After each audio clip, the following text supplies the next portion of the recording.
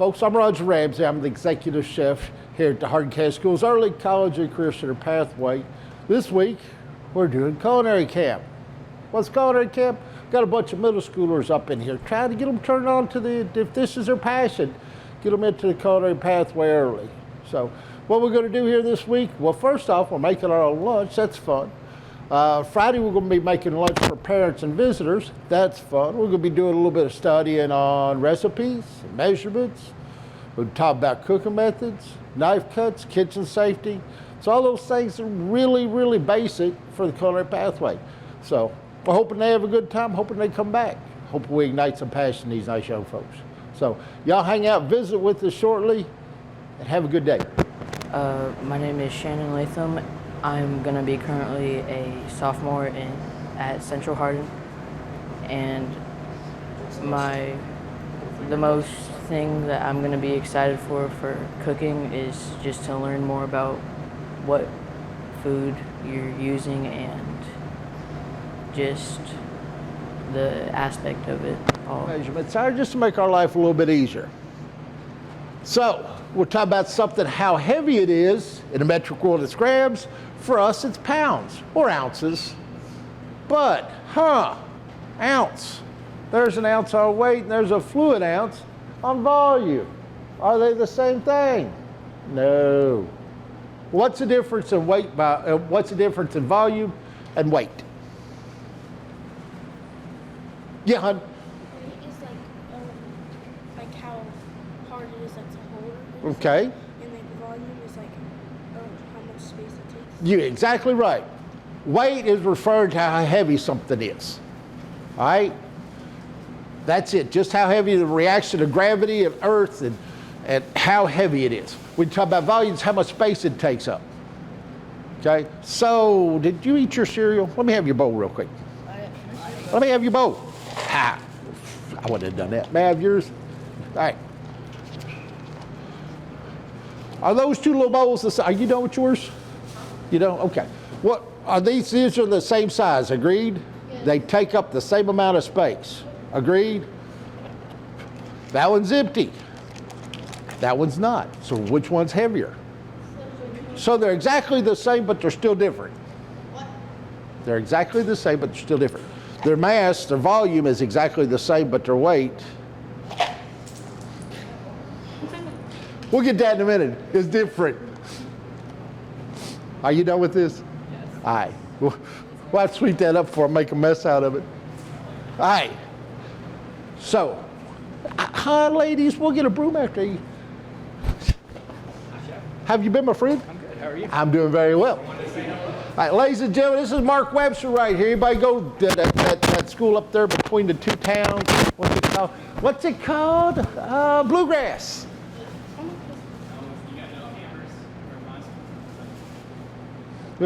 Mr. Webster's the principal up there at Bluegrass now. How's everything? Good deal. Good deal.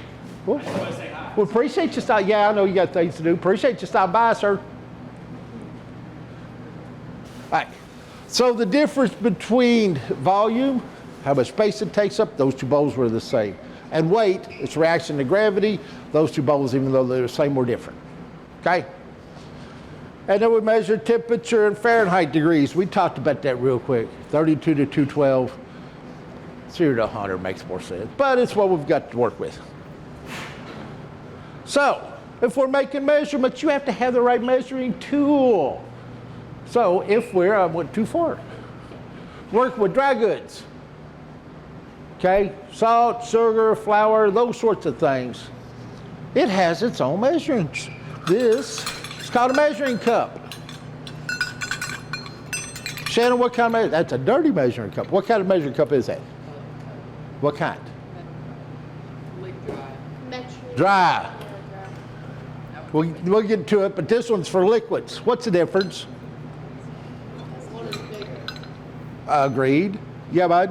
One has, the cup has a little beaker at the top to let liquids flow out more easily. I'll give you that too. The glass one has markings. There you go. Yeah. The non-liquid one is designed to be able to get a more exact measurement by Oh, y'all don't know me. I'm going on to the house. Y'all already know this. You're exactly right. You're exactly right. This one, to make a measured cup or whatever you work with, flour, sugar, salt, you fill it completely up, actually overfill, then level it. And that is one measured unit completely full to the top, right? Not packed in, just full to the top and level. This one's adjustable, right? See the little marks? So you decide how much you need. You need a cup of heavy cream. And you look at it, metric side, we don't get to use it. You look at it and say, there's 8 ounces, which is 1 cup. And you set it down on a level surface. And you put your heavy cream in it until it gets to that 1 cup mark. This one's adjustable. You just use how much you need. This one's not. It has to be completely full and level to be a measured unit. So that's the difference between the liquid and the dry. So what else? Let's see. Flour, sugar, salt, we talked about that. How do you use it? Yeah. The dry one. Uh-huh.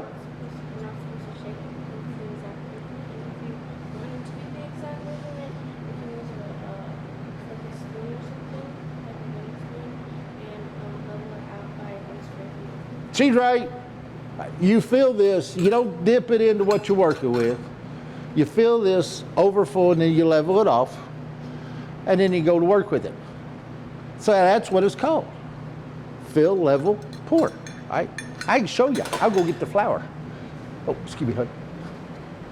Only because it's closest.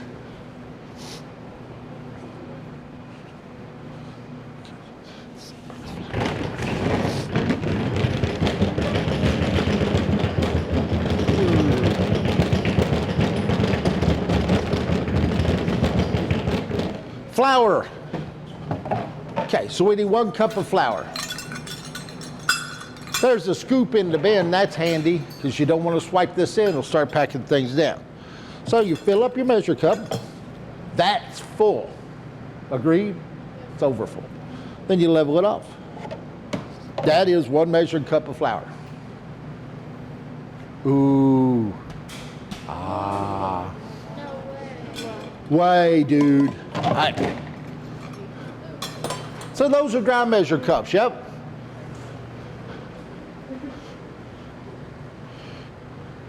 If you're measuring, what happened to the liquid measure cups?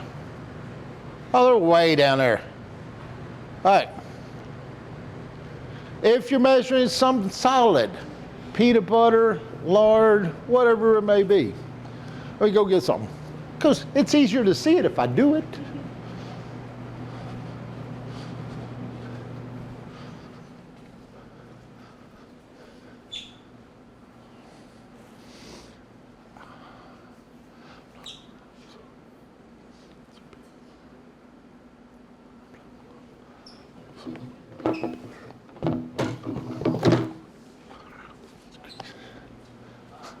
Oh, there it is.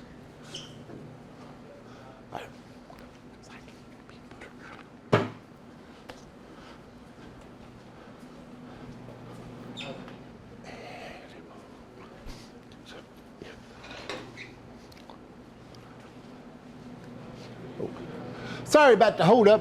If you're measuring something solid, I wouldn't got peanut butter. I had sorted it first. Didn't want to mess with it because it's greasy. Gets on your fingers, takes all day to wash off.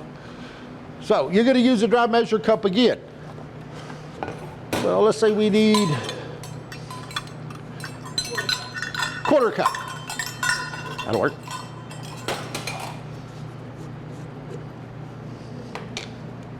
So you're going to scoop your product into your measure cup, and this time you're going to pack it in.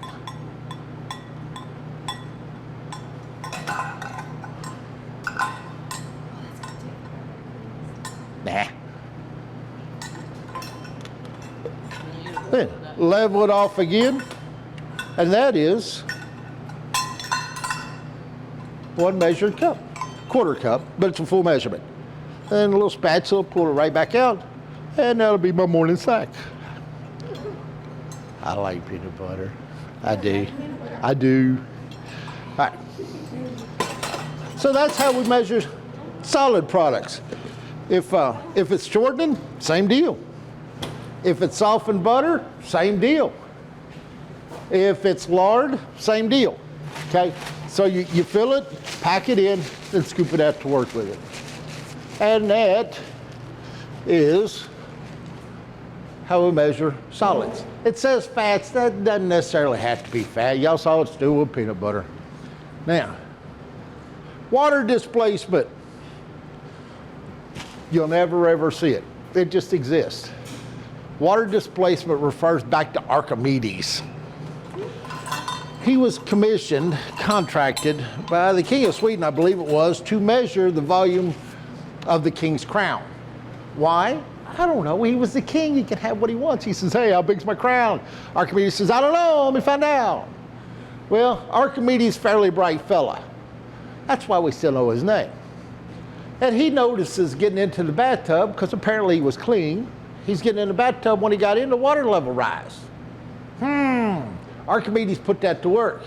Thought, something's making the water rise. So he said, King, I got you. I'm going to tell you how big your crown is. And he took the crown and he submerged it into a known amount of water. So here's what happened. I'm sure Archimedes' vessel was bigger and a little more accurate than this, but say he had 4 quarts of water. That's that line right there.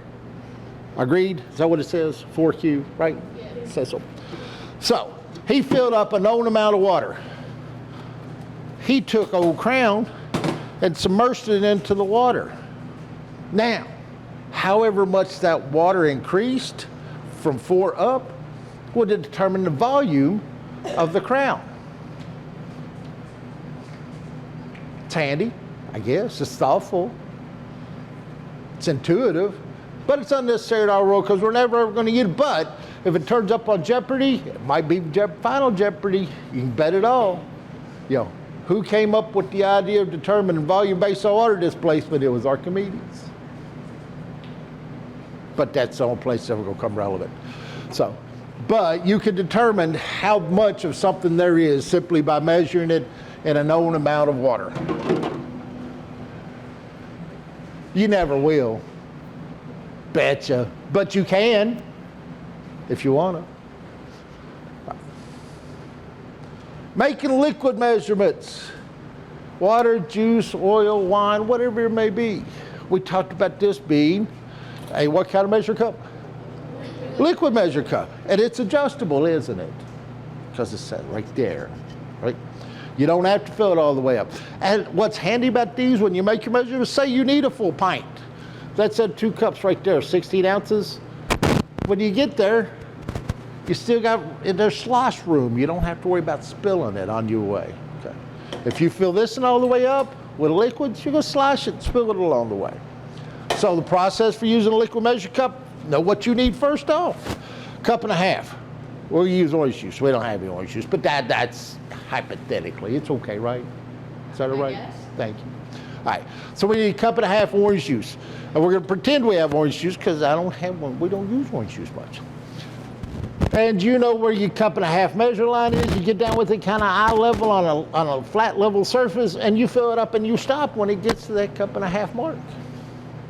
And bada bing, you have a measured unit. Exactly how much you need because that's where you stop.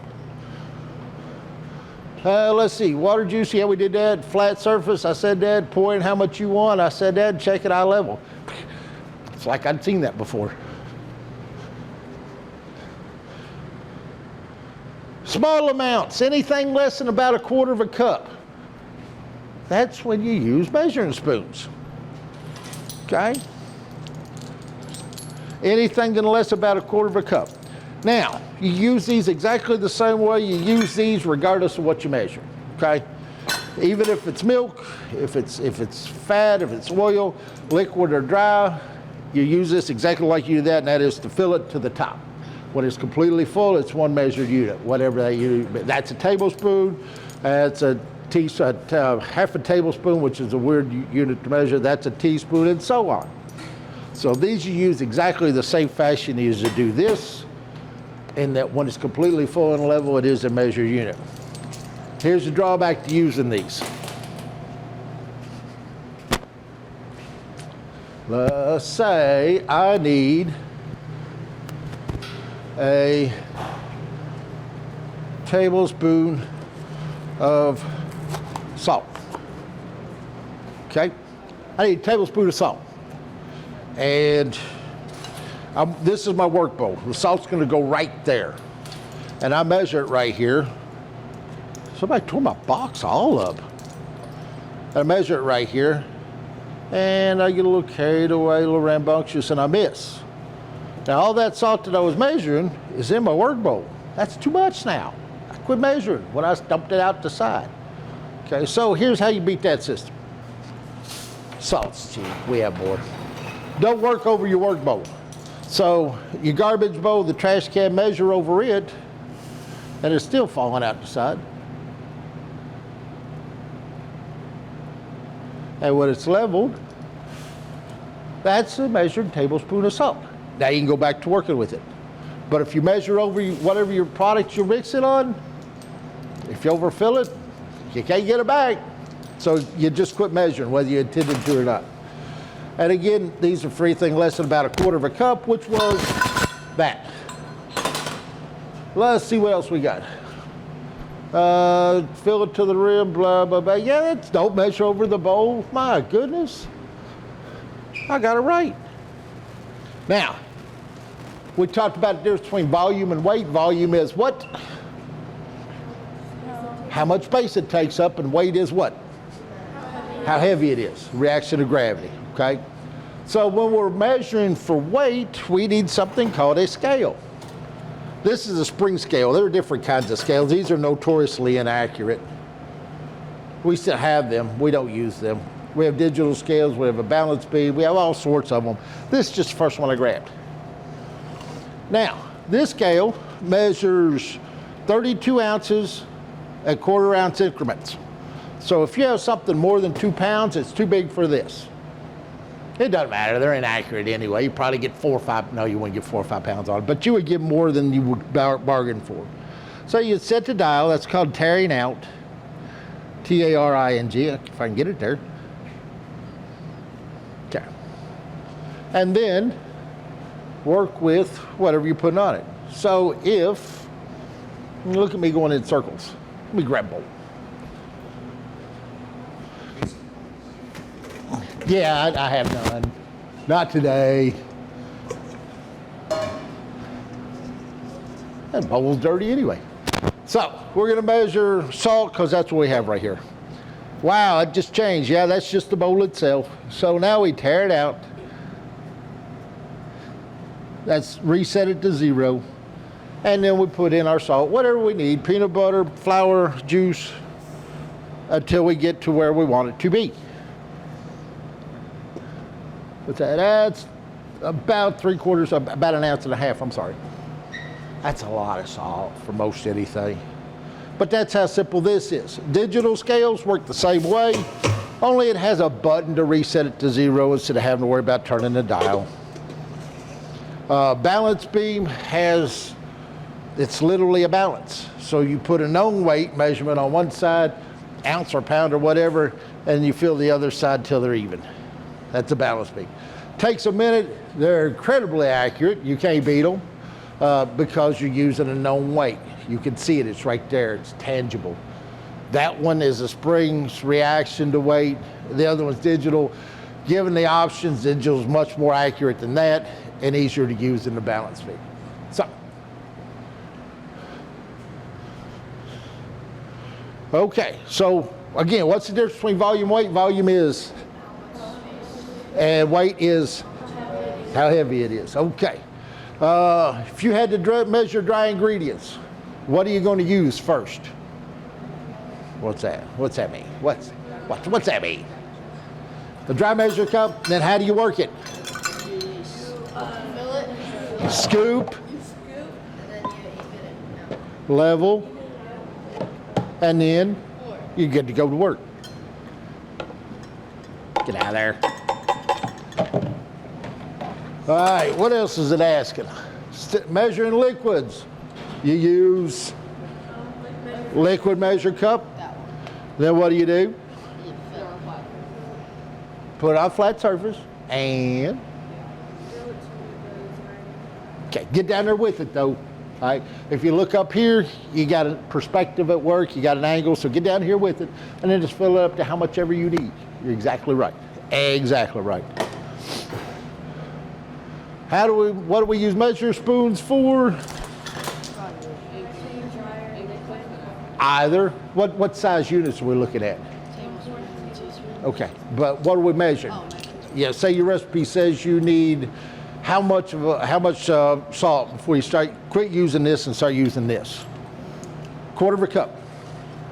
So these are for 1/4 cup and less. Okay, that's a 1/4 cup. Actually, that's an eighth. All right, so we talked about volume, we talked about weight. What else? Let's see, how else are we gonna how we gonna measure things? Okay, we're not worried about that just yet. How about this? How is that a measurement? Wait, how is it measured? How is that a measurement? What'd you say? It's 1 egg. So some things are just measured in counts. 1 egg goes into the mix. Generally, a large egg is about 1.5 ounces. That might come in handy, but it's not pertinent today. But anyway, you can count individual items. Half a dozen oysters, an apple, 1 egg, a bell pepper, an onion. Okay, so we've got weight, we've got volume, we've got count. Oh.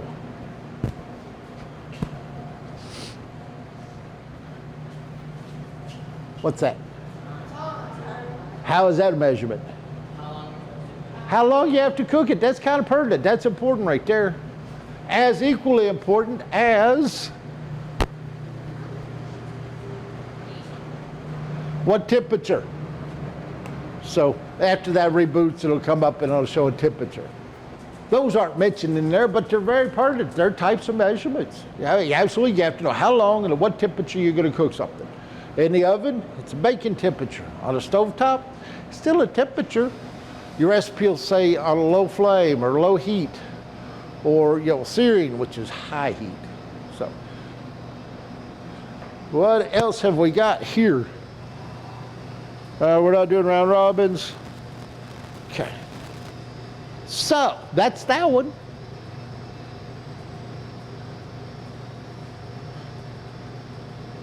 How about recipes real quick?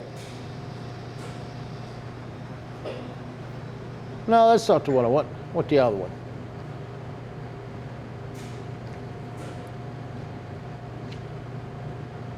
Same one. Okay. So, again, out in the world, you have to be able to use a recipe. In your own kitchen, do what you want to.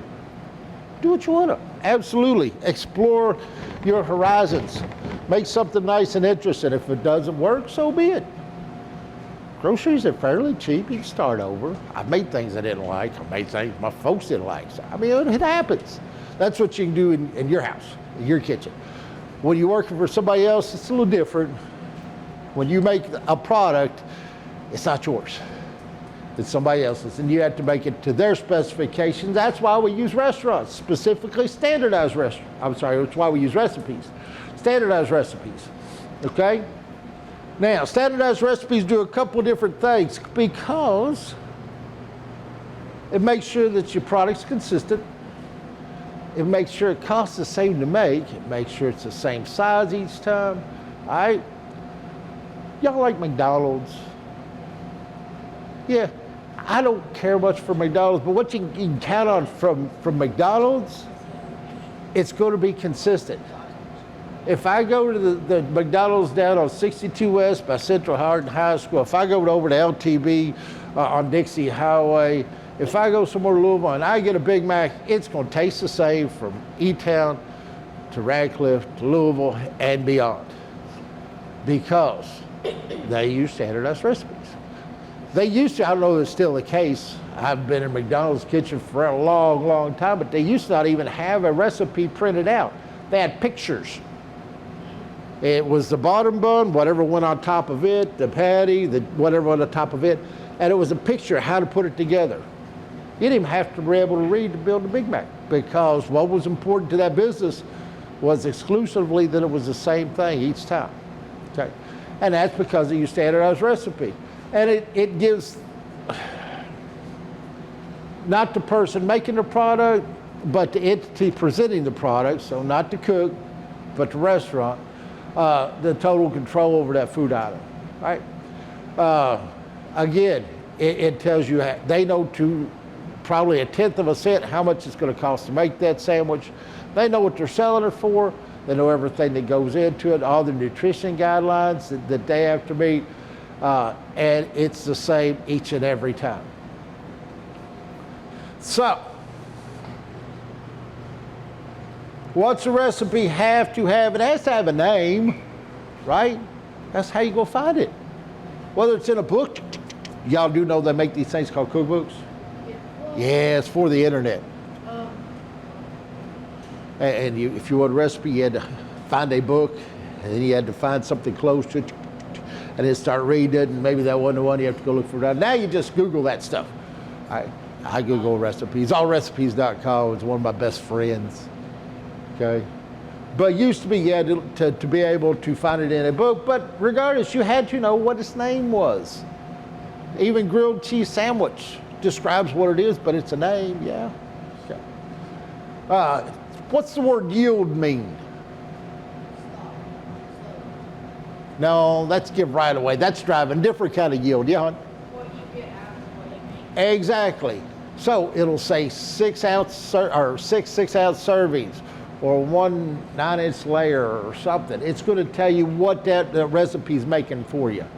All right. Sometimes it'll be something that's a little useless to you. Just say 6 servings. Depends on how big the serving is, I think. If it doesn't tell you, you don't know.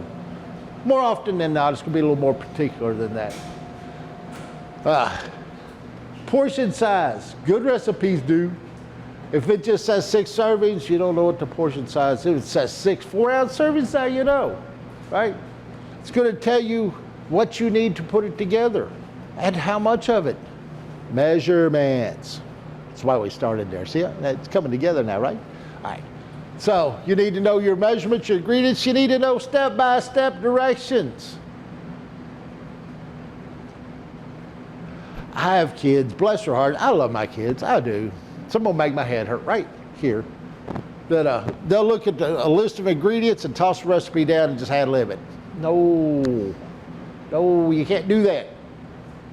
You have to know how it goes together. The step-by-step. And you need to know time and temperature, which we just determined are measurements, right? Okay. Something else handy to know, it should tell you what kind of equipment you need. Right? You know, if you need a mixing bowl or a whisk, a food processor, some folks don't have them. If you're going to put it in the oven, it'll tell you to preheat the oven. If you're going to put it on a stove top, all that should be in the instructions, right? But it should have a list of the equipment that you're going to need. The better recipes are probably going to have nutrition breakdown in them. The better ones don't have to, they should. Now we done talked about measurements, you got to be able to do it. Weight we talked about, volume we talked about, count. Hey, I put that one in there. Now, reading a recipe, you have to be able to know what a few abbreviations are.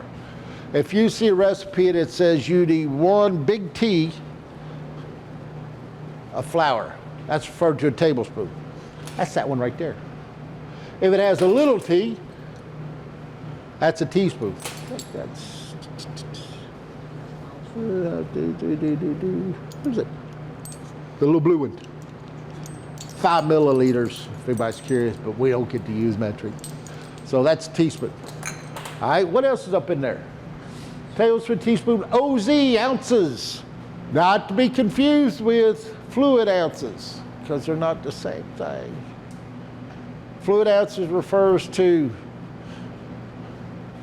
and ounces refers to, so, gallon, milk, pints, quarts, fluid ounces. See what the metric. But anyway, that's what we got. And a C's a cup. This is where my argument for the metric system takes over, because if you need a tablespoon, the next smallest measurement's a teaspoon, So it should be 2 teaspoons make a tablespoon, but that's not true. It's not. You need 3 teaspoons to make a tablespoon. 3. Be easier to do units of 10. I know I need to quit preaching on that. It hadn't happened. I've been saying it for years. Nobody cares. It's just what I'm good at. So, just kind of have to learn, memorize, use the fact that there's 3 teaspoons in a tablespoon. Kids don't always remember that. That's one of the most common questions I get. How many teaspoons in a tablespoon? Oh, let's look at it. Okay. 1 cup is 16 tablespoons. Why? I don't know, because 2 tablespoons is an ounce, fluid ounce, not ounce, because you just have to learn it. And honestly, there's no shortcut that I found for it. It's just memorization and use it over and over and over. So, 1/4 cup, 4 tablespoons. But if you can remember that a 1/4 cup is 4 tablespoons, there's 4 quarters in 1, so 4 times 4 is 16. It makes sense. You don't have to remember everything. If you remember some part of it, you can work the rest of it out. 8 ounces is a cup, 16 ounces is a pound, 16 ounces is also a pint. So is a pint and a pound the same thing? No. Unless you deal with water or something that's predominantly water. Then a pint's a pound. I'm not going to say anything about the metric system this time. But anyway, and then liters as if we get to use it. And that's not entirely true. If I wanted to, I could go use a metric system. There are plenty of metric recipes out there. It's just what it's my thing. I just like carrying on about it. I just like it. This is our friend, the Big G. What time is it? Tell you what, let's take a minute break. Let's break till about 10 o'clock. We'll come back in. We'll show you what the Big G's all about. It helps you understand and remember all those other measurements behind it. So y'all take about 10 minutes, get you something to drink, do your business, whatever you need to do. So, to help understand measurements and equivalents, this is referred to as the Big G. That's a C. But the Big G is referring to a gallon. So we're going to start at a gallon and work our way down. In a gallon, there are 4 quarts. And they fit inside of a gallon. Inside of a quart are 2 pints. Inside of a pint are 2 cups. If you remember that much, you can draw that out. It starts to make sense. So there's 4 quarts, right? Inside each quart's 2 pints. So how many pints in a gallon? 8. Inside of each each pint's 2 cups. So how many cups in a quart? 16. In a quart? 4. So in a gallon are 16. But wait, there's more. So inside of each cup, there are 8 ounces. In each ounce is a tablespoon. So how many tablespoons in a cup? 16. In each tablespoons, 3 teaspoons. If there's 3 teaspoons in a tablespoon and 2 tablespoons in an ounce, how many teaspoons in an ounce? I'm sorry? There's 6 teaspoons to an ounce. Does that sound right? 40? No, 3 teaspoons in an ounce, 3 teaspoons in a tablespoon, 2 tablespoons in an ounce, so 3 times 2 is 6 teaspoons equals 1 ounce. Okay? There's 8 ounces, 6 teaspoons times 8 ounces, 48 teaspoons in an ounce.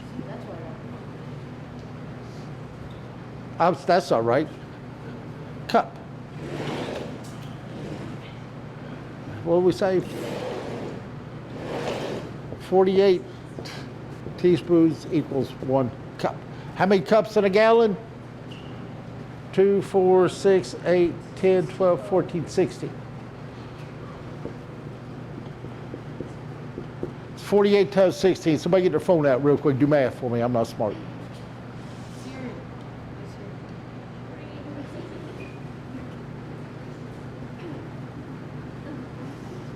768. So, again, it might turn up on Jeopardy if everybody ever asks, how many teaspoons are in a gallon? There you go. How do we know? Because we can remember how many ounces are in a cup, how many tablespoons and how many teaspoons, and we can do the breakdown a gallon down to a cup. Ooh. Ah. So that's the big G. Most folks don't do that. I just thought it was fun one day, and we started doing math so we can come up with that number. See what's next on our slides. We think we're getting real close to done, I hope. Everybody feel good about making measurements? Easy. All right, let's go and get started on our lunch real quick. And we are going to make burgers and fries. The hamburgers are already patted out. They're just sitting there waiting on us. French fries is a lesson for the day. That's the object. You're going to make matinee cuts. No, French fries. Potatoes, much like carrots, have to be peeled first. This big yellow bucket, peel into a small one. Da, da, da, da.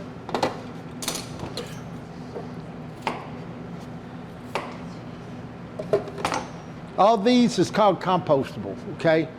They'll break down and can be used in rich soil.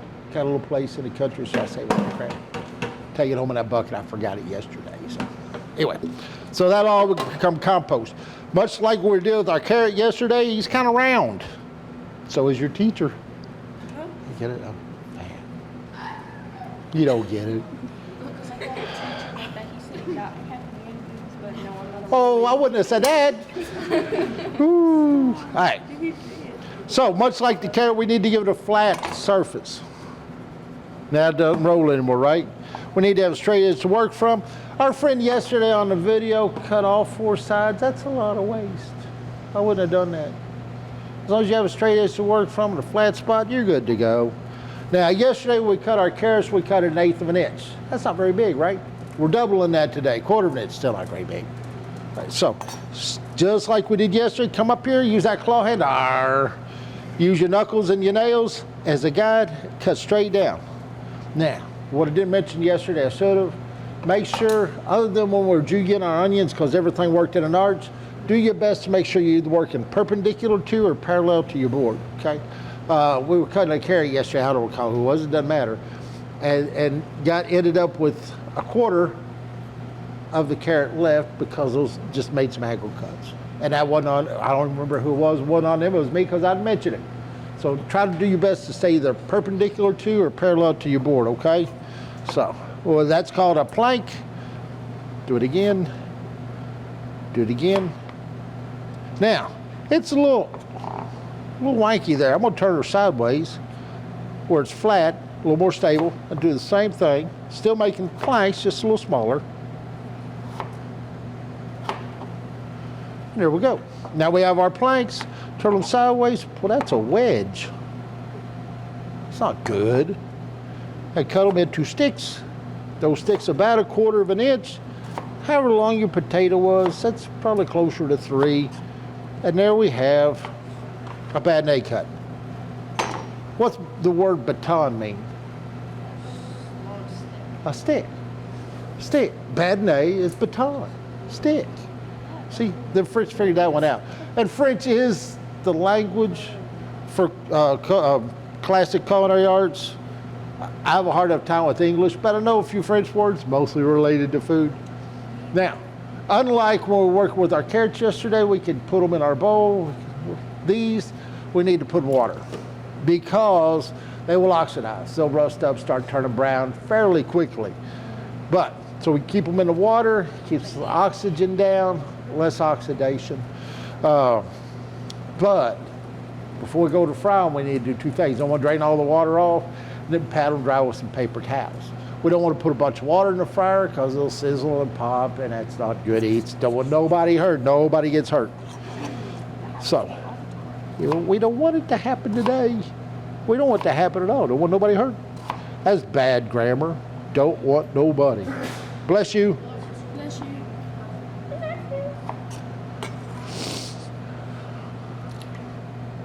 Now our little planks, go treat them just the same as it did the big ones, just get less cuts out of them. Now, if this were a regular culinary class, these bits and pieces wouldn't go to the compost. We'd hold on to them, we'd make mashed potatoes or grate them or something. But we only have this week and they're not gonna last long, so we'll just pitch them out right now. Why can't you eat those with you? I'm sorry? Why can't you eat those with you? You can, just they're not pretty cuts, so try to make nice cuts. So Yeah. we were doing it and we were the same. Yes.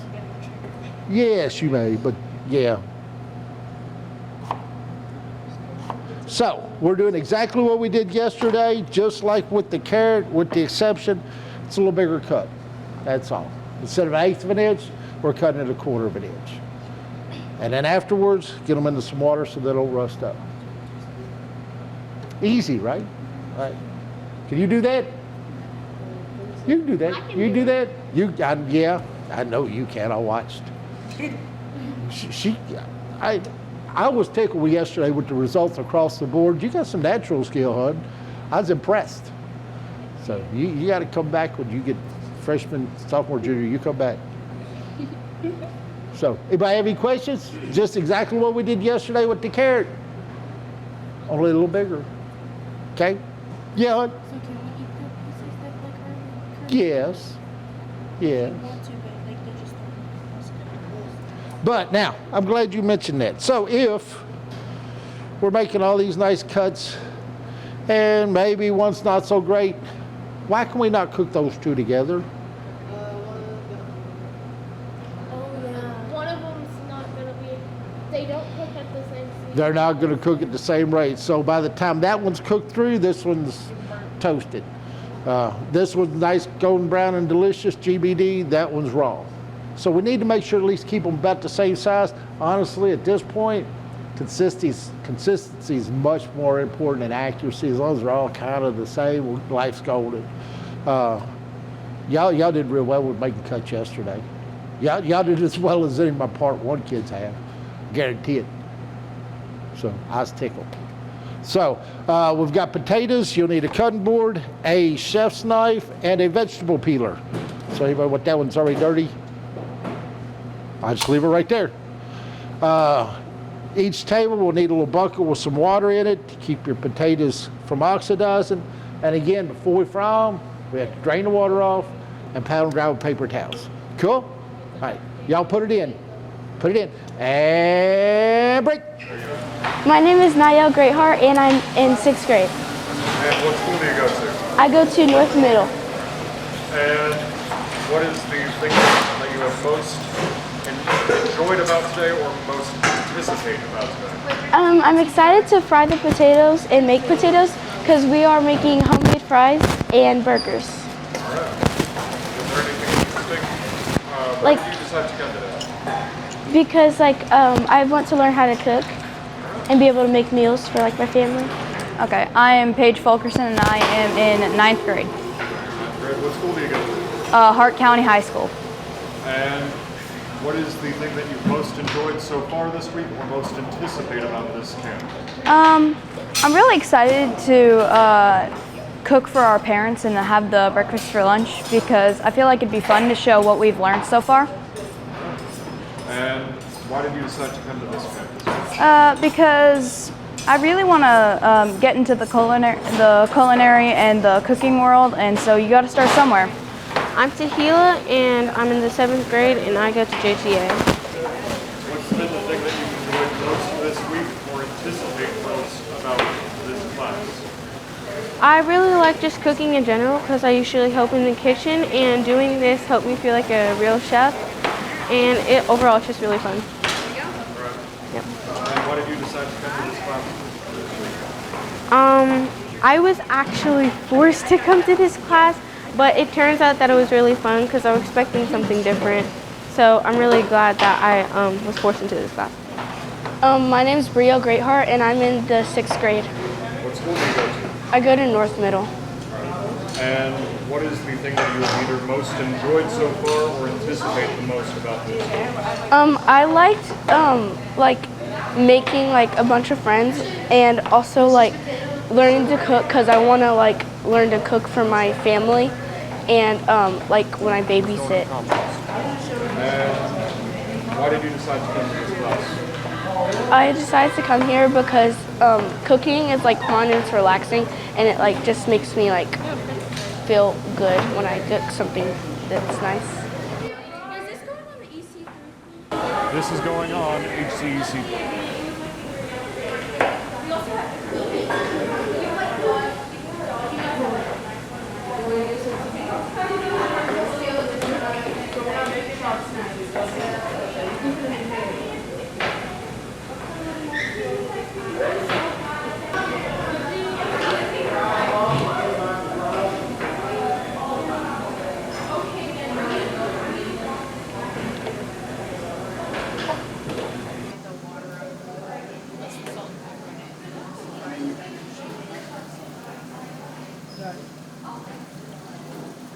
It's best practice if you're trying to dry with paper towel. I got most of the water. No, I'm gonna try it.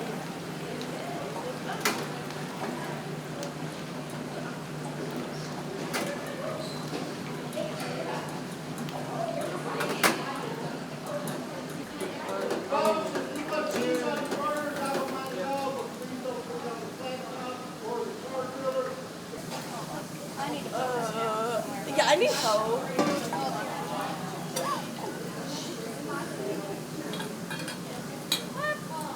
And it works. We did it. You barked me. I am sorry.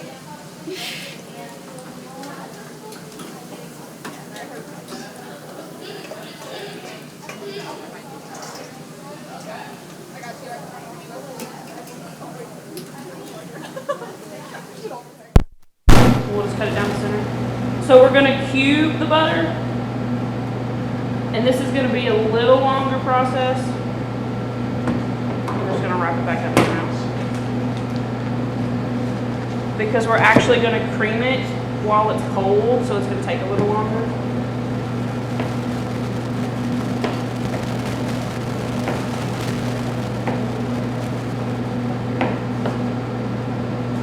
So we're going to use unsalted butter instead of salted butter. Any idea why?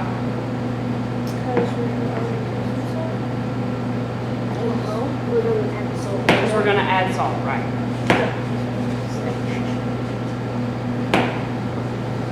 So we're going to make our sugar cookies first today. That way our sugar cookies have time to cool before we put our frosting and stuff on it. Because if not, our frosting would just melt on it. So it doesn't really matter how you cut it up. If you want to chop it super fine, that's fine. The smaller the pieces, the easier it'll be to cream. And when you put it in your mixer, it's going to make all kinds of noise. It's going to jump around. It's just because the butter's cold.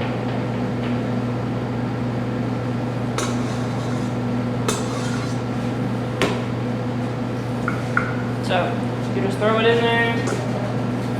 It'll be easier if you put your butter in first before you put your sugar in.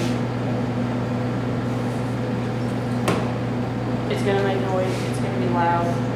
It's not going to want to do what it's supposed to do.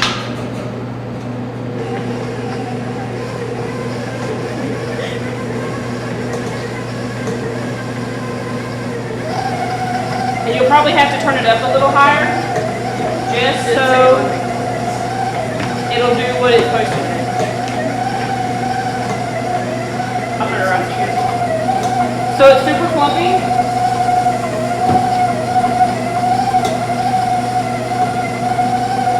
And not really creamy. But while it's doing that, I'm slowly going to add my sugar.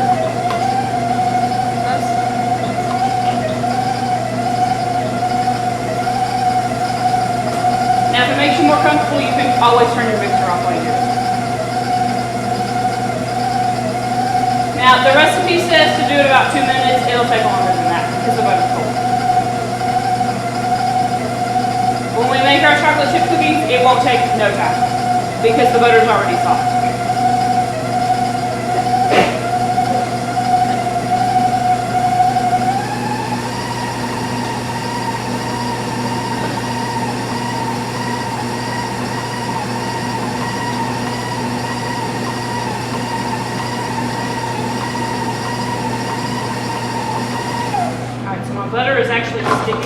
hole, where it's cold, you're on. Good thing. See where it's sticking to everything? Alright. I'll take it out so you guys can see it. See how it started to come together? Just scrape it down again.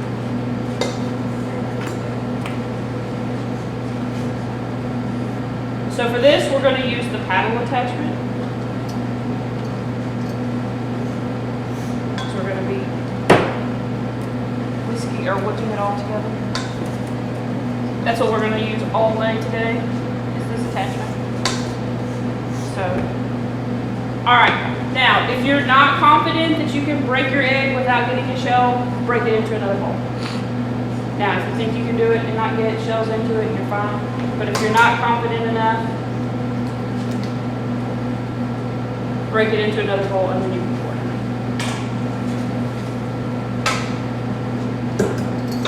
So, put your egg.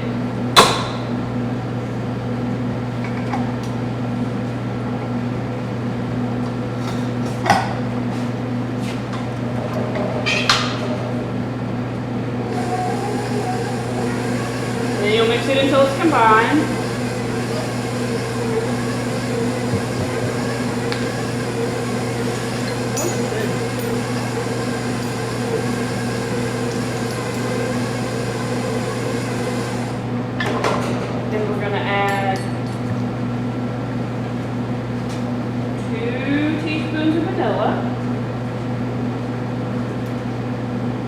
Now, if you notice your stuff is sticking to the bottom of the bowl, stop what you're doing, break it down, let it go.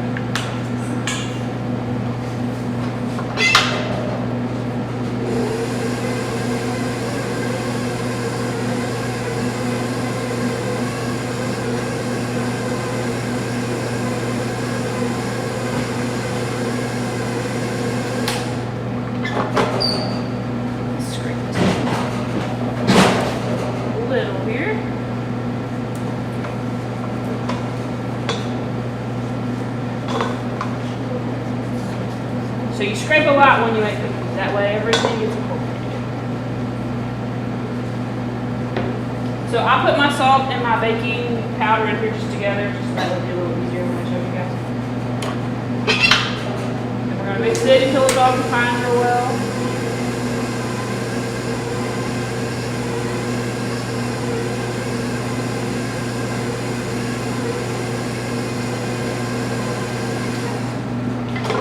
Alright, so this is what it looks like right now. As I drop it. Kind of like wet sand. So, then we're going to take our 3 cups of sugar, or 3 cups of flour. We're going to add it in. Now, we don't want to mix it a whole lot, because if we do, our cookies will be tough and chewy. Remember yesterday when we made bread, we wanted it to be stretchy and all that? Well, that was the gluten in our bread. We don't want our cookies to be like that. So, we just want to mix our cookies until they're combined. So you'll have to kind of watch your cookies. So I would start those on low. You'll just have to watch.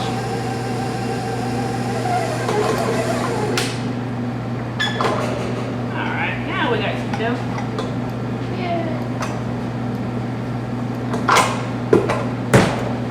Alright, so our recipe says that we're going to roll them out and cut them. Well, if we're going to make sandwiches, or put them on, or put frosting and stuff on, it's going to be easier if we're all the same shape and size. So what we're going to do is we're just going to make drop cookies. So we're just going to scoop them and drop them. So, you'll get you a scoop, put it in your dough. Pull your scoop along the side, that way it's packed in there, and then you'll just drop it on your pan. And then that way when we bake them, they'll all be the same size.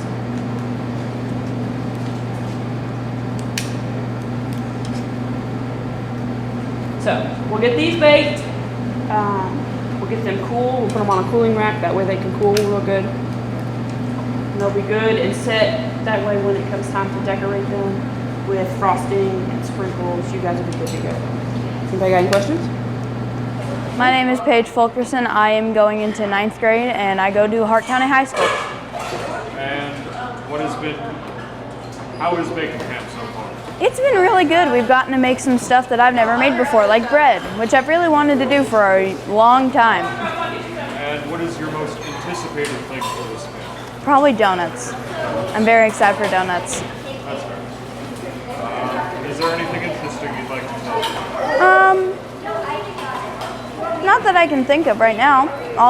Just that Chef Pitt is a very good teacher. That was very loud. Can you insert from that sentence? Yeah, I think Chef Pitt is a very good instructor and teacher for a lot of us, especially since we have never done this before. What's your name and what grade are you about to go into? Sophie, and I'm going into 8th grade. What school will you be in? East Hardin. Try and restate the questions. Okay. What has been the most interesting thing you've done so far at baking camp? So far, the most interesting thing that I've done in this camp is make the bread. What kind of bread did you make it with? I'm not sure. I'll just cut that one. Okay. What's the thing that you most anticipate doing this week? The thing that I most anticipate doing is making chocolate chip cookies.